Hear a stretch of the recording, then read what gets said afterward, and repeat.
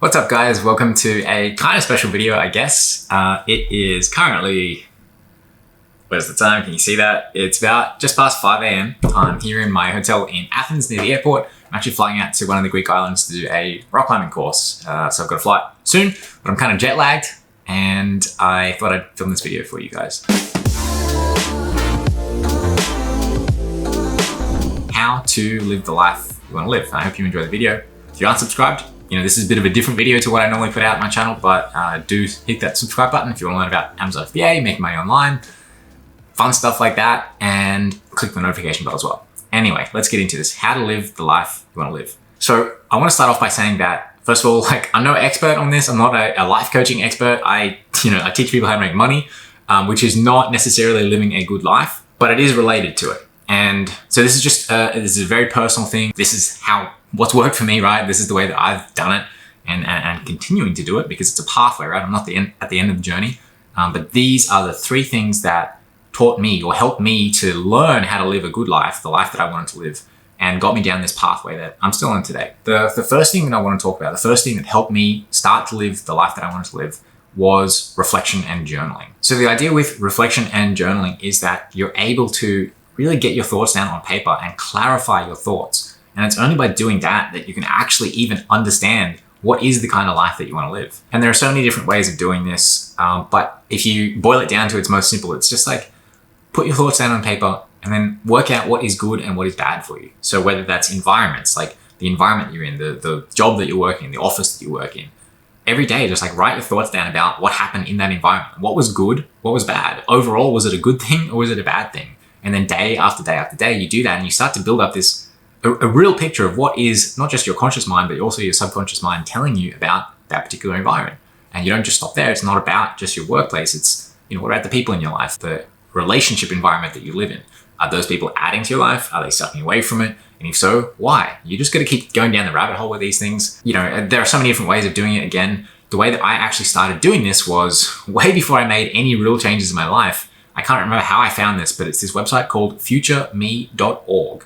And basically the way that it works, it's just like an email sending service with one little twist or one big twist, which is that you write the emails, you can send them to yourself, you can send them to anyone, again, just like your Gmail inbox.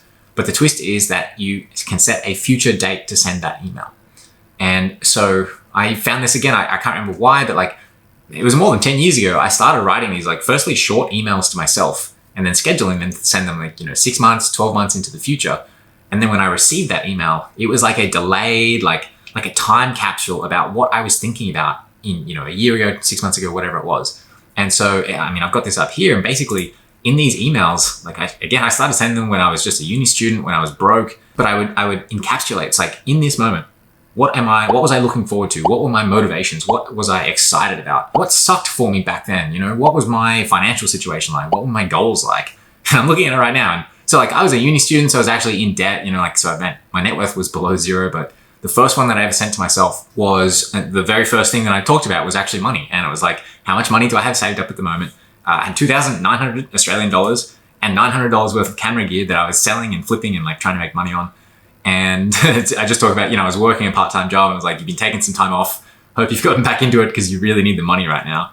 So, I would send these quite often. And again, it was just almost gives me goosebumps thinking about it, but just a capsule into your life, what it was like, what were you feeling, what was the environment like, what was good, what was bad.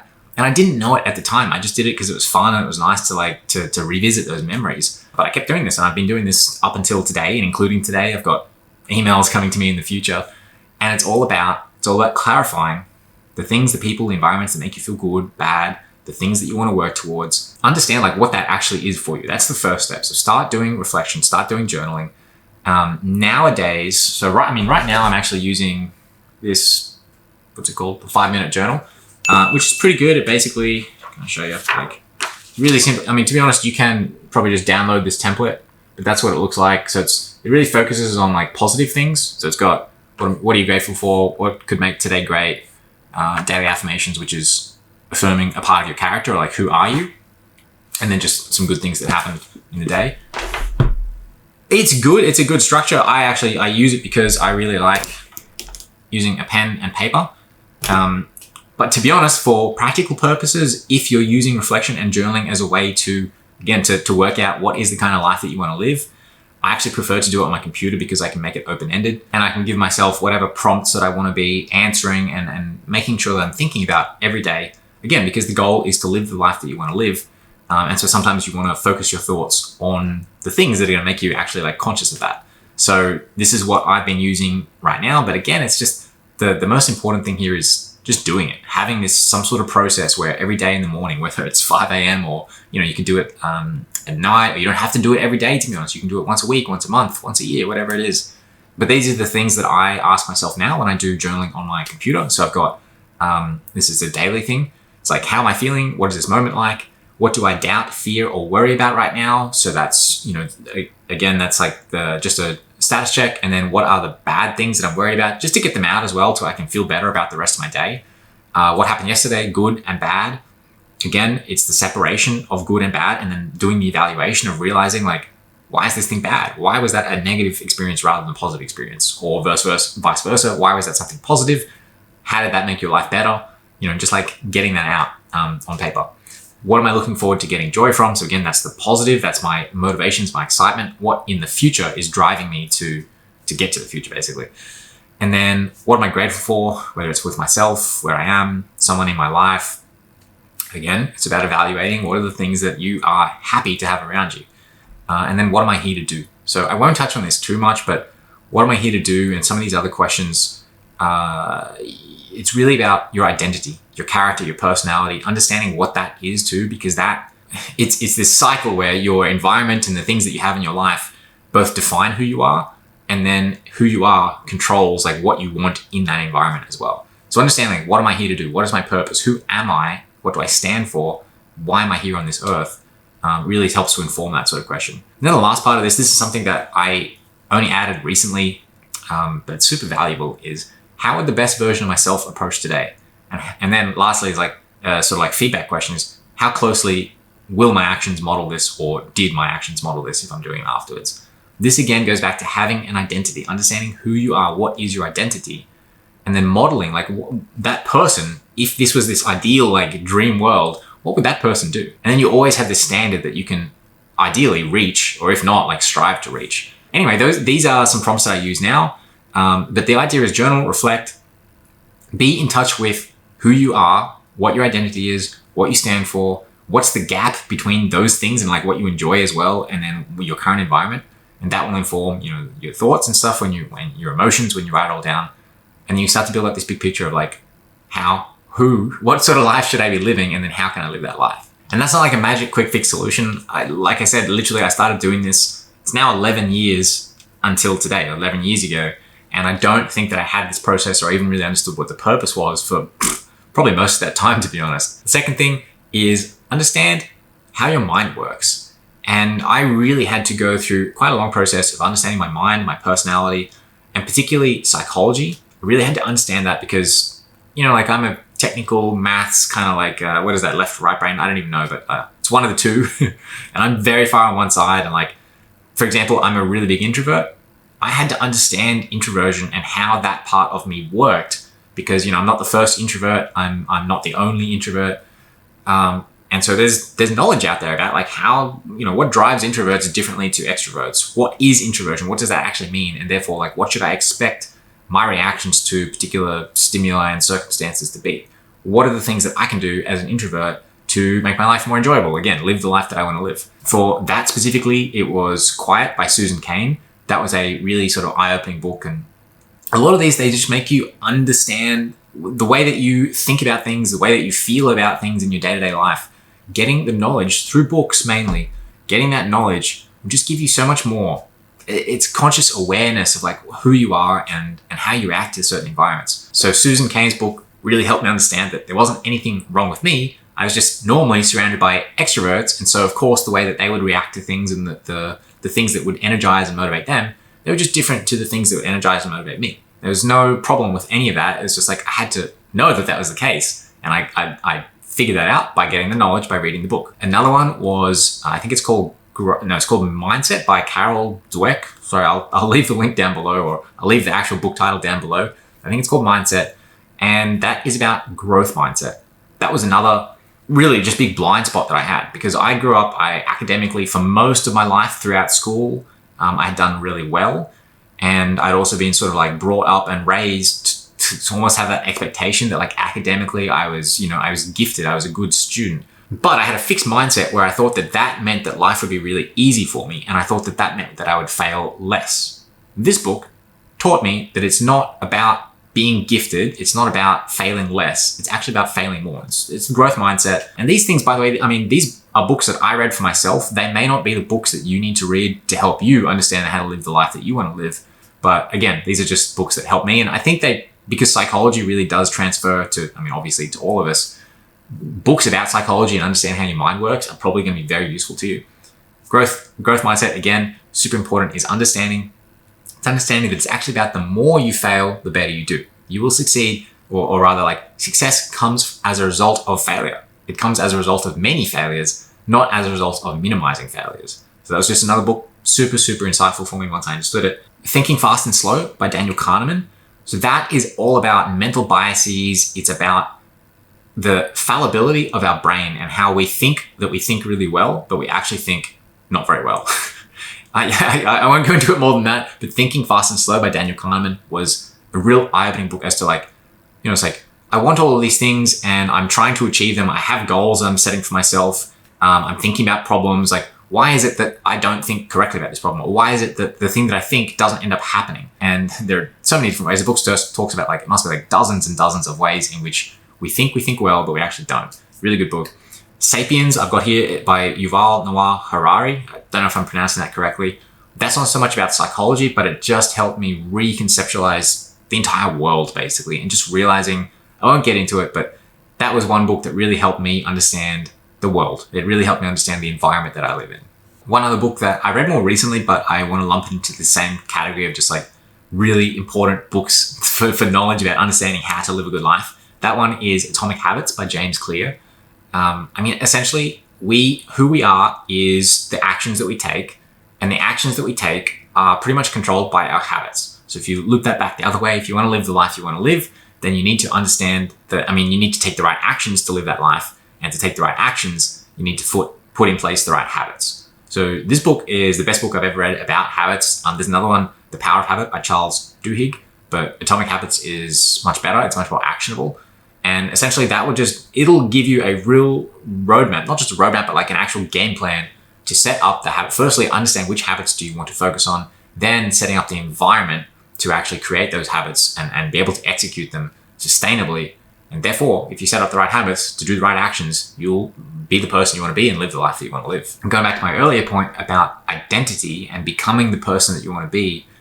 So in this book, he talks about the habit identity feedback loop. What that means is basically the habits that you set for yourself will succeed if they form a part of your identity. And who we are, or our identity, is also shaped by our habits. So the way James Clear explains it, it's basically a simple two-step process. Step one is decide the type of person that you want to be. And then step two is just prove that to yourself with small wins. So for example, if you show up at the gym 5 days in a row, even if it's just for 2 minutes, you're basically casting votes for that new identity. You are a person who's into fitness. You are casting those votes every time you go, again, for the smallest period of time. And as those votes accumulate, basically as you go to the gym, then you get this self-reinforcing identity cycle where you've got this evidence that actually, yeah, you are a person who's into fitness because you just went to the gym, even if it was for 2 minutes. So things like that. There's so much more to this book, but really highly recommend it. Again, this is the second part of how to live the life you want to live, is get the knowledge, mainly through books, to understand how your mind works, how the world works as well, but particularly around your internal psychology.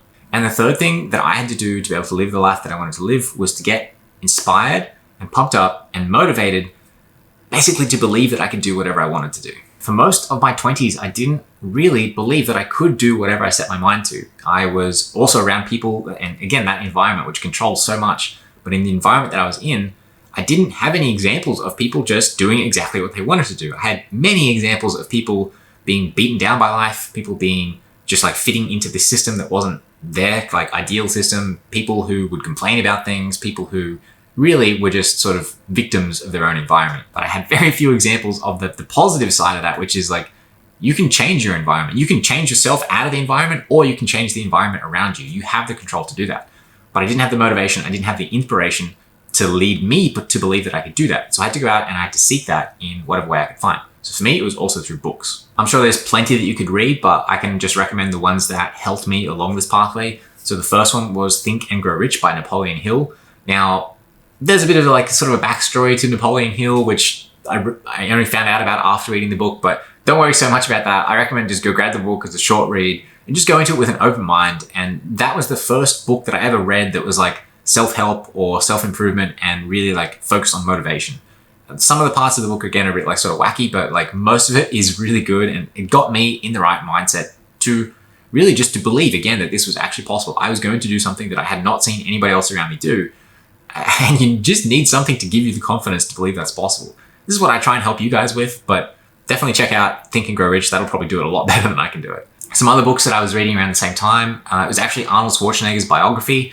He just has this crazy sort of like can-do-it attitude. And that's, the story of his success is him just ridiculously believing that whatever it was that he wanted to do, he was going to do it. And then obviously having the work ethic and everything to back that up. But, the proof is in the pudding, as they say. So that was one book that I read. And like, honestly, just go pick a biography of someone that you find to be inspirational. Again, if you don't have that person in your life around you, which a lot of us don't, then just find the autobiography of somebody that you look up to, somebody who has done that, and then follow their lead. And the third one that I read around this period of time was The Magic of Thinking Big by David Schwartz, I believe. So it's also another pretty old book, but it's good. And again, I'm sure there's lots out there. You just need to find something that works for you to get you motivated and get you believing that you can do it. You can academically know all of this, but ultimately, if you don't have the energy, the positive motivation to actually get you up in the morning and get you working towards living the life that you want to live, you're not going to do it then. So I think I mentioned 3 things at the start of the video, but to be honest, there's more than that. One of the most important things for me was finally meeting somebody who was actually doing and actually living the life that I wanted to live. I literally, growing up, I cannot think of a single influence where someone really had that dream life that I aspired to. And I don't mean the material things, because I'm not a materialistic person. What I mean is someone who had the control that I wanted to have over my life, and someone who's doing something that just seemed really cool to me. I really didn't have that many people in my life growing up, or even when I was working. And it was literally just a happen chance passing opportunity where I sat down next to someone on a plane. I was flying to work to the mine site on a commercial flight, and this guy started talking to me, and he was like my age, and we started talking about what we were doing. And he was, he had some stores and he owned them. And I was like, you mean you work like behind the counter at the store? And he's like, no. Like, it's my store. I have the store. It's like, how is this possible? I literally did not know anyone who was doing something like this independently for themselves. And his financial goals were, way further advanced than what mine were at the time. I was like, how's this guy doing? He's like my age. He's, he could be my friend or something, but he's not the guy behind the counter. I was like, really couldn't get this idea into my head. Anyway, he talked to me, and to be honest, he recommended some of these books that I just recommended to you. And it was that. Like, we had this half-an-hour conversation. I went away. That was the first, I believe the first, and not the only, but like the first real chance where I'd actually sat down with someone, looked them in the eye, who was my age, who could be doing or was doing something that I wanted to do, and that I could see myself being that person. And I really can't overstate just how important that was in helping me to see that I could do this. Yes, all the reflection helped. Yes, the books about the knowledge, about understanding myself helped. The motivation helped from the books as well. But it was just seeing that, where I could be like, hey, I could be that guy. There's nothing stopping me from doing that. And I think the very last thing that enabled me to live the life that I wanted to live is that I had to let go. I was so focused on money and this salaried career pathway of like advancing down that pathway. Even though I hated it, I knew I hated it. I knew that most of the people around me, they hated it too, but they were all still advancing down it. Literally the rat race. When I finally let go of that pathway and went, okay, no, this is stupid. Like, this is not for me.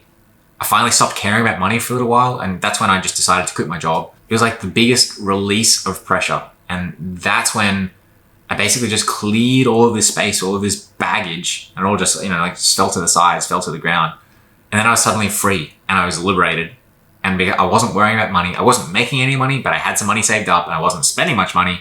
So for once, I could just stop thinking about it. I wasn't focused on trying to get the next promotion or whatever else, which was not coming, by the way. That freeing myself of that baggage, it really just liberated me up to actually do all of this stuff that I had been, I've been reflecting and understanding what was important to me. I've been learning about the building blocks, having the knowledge, the foundation of like what I would actually need to understand about myself to be able to get that life that I wanted to live. And then getting the motivation as well. And then finally seeing somebody doing what I wanted to do all of that was helpful, but then finally it was just letting go and just being like, okay, whatever happens, happens. I'm not worried about this stupid pathway anymore. I don't care about money. I'm just going to actually enjoy life for once. And then I started doing it. I started focusing on the things that I cared about. I started focusing on my health and fitness because I was a person that cared about that. I started focusing on travel and adventure because I was a person that cared about travel and adventure. I started trying new things, experimenting, just like trying different habits and just kind of seeing what happened. And what happened is pretty cool because it all kind of just came snowballing after that. Not snowballing, it took a while to build up, obviously, but these are the things that have taught me how to live the life that I want to live. Obviously, this is a work in progress. It's a pathway. It's not it's not a destination. It is the journey. I'm still on that journey. And actually, I've got to go pack my stuff and go catch this plane to go to this island where I'm going to go rock climbing. So I'm going to go do that. I hope you've enjoyed the video. Make sure to subscribe if you haven't already done so. Click the notification bell as well if you want to get more videos just like this. I will probably be back to my normal Amazon FBA content with the next video, but I've been reflecting. I wanted to share this with you guys. Thank you so much for watching, and I'll see you in the next video.